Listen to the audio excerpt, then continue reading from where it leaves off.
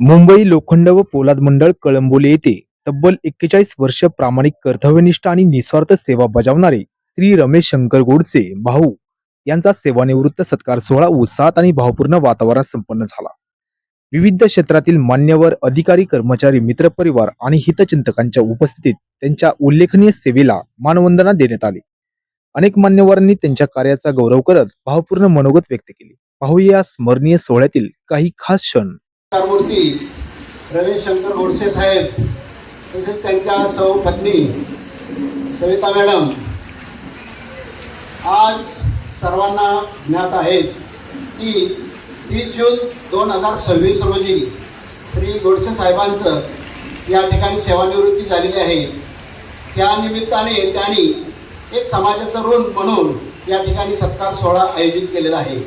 या सत्कार सोहळ्यासाठी त्यांनी जे कार्य केलेलं आहे ते कार्य अतिशय चांगल्या प्रकारचं कार्य आहे आणि उल्लेखनीय आहे। जे कार्य केलेलं आहे ते कार्य उल्लेखनीय अशी बाब आहे की त्यांच्याकडून पुढच्या पिढीमध्ये जे त्यांचा आदर्श घेणार आहे त्यांचे प्रेरणादायी ते कार्य आहे। त्यामुळं त्यांचं कार्य अतिशय महत्त्वाचं आहे। 85 साली लागलेला व्यक्ती तब्बल 41 वर्ष सर्व्हिस करतो तरी कंटाळल्यासारखा वाटत नाही। आमचा सिनियर सिटीजन ग्रुप जो आहे सेक्टर 2 ही कळंबोली या ठिकाणी आम्ही सतत फिरत असतो, व्यायाम करत असतो, तरी सुद्धा कधीही कंटाळा नाही। पाऊस नाही, उन्हाळा नाही, हिवाळा नाही, सतत कष्ट करण्याची सवय आणि त्यांचा आदर्श आम्ही आत्तापर्यंत घेत आलेलो आहोत। कारण त्यांच्याशिवाय आमचं पान हलत नाही असा अर्थ आम्ही घेतो।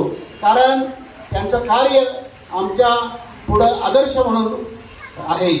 तर इतर काही सर्व सांगण्यासारखं भरपूर आहे। या ठिकाणी बोर्ड सुद्धा लावलेला आहे, पहा की या बोर्डमध्ये आपल्याला दिसतंय की 41 वर्ष मुंबई पोलाद मंडळ जे आहे या ठिकाणी कळंबोली या ठिकाणी त्यांनी रुजू कुठं झाले, मुंबईला झाले असतील, पण या ठिकाणी कळंबोली या ठिकाणी सेवानिवृत्तीची या ठिकाणी यांची झाली। तर या निमित्त आमच्या सिनियर सिटीजन ग्रुप जो आहे त्या ग्रुपतर्फे आम्ही त्यांना शुभेच्छा देतो आणि पुढील वाटचालीस त्यांना शुभेच्छा देऊन माझे 2 शब्द पूर्ण करतो। जय हिंद, जय महाराष्ट्र।